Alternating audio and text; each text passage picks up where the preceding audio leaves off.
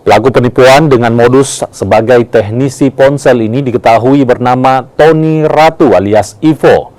Pelaku menjalankan aksinya dengan menawarkan jasa perbaikan ponsel kepada warga.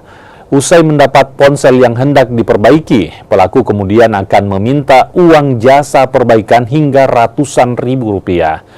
Bukannya memperbaiki, pelaku justru menjual ponsel warga tersebut. Dari hasil penyelidikan, tersangka diketahui telah melancarkan aksinya sejak awal Januari 2024 dengan belasan ponsel yang telah digelapkan.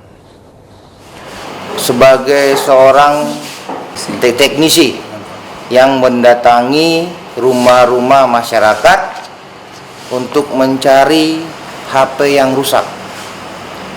Nah, dari HP yang rusak yang didapat, kemudian HP itu dimintakan uang untuk diperbaiki.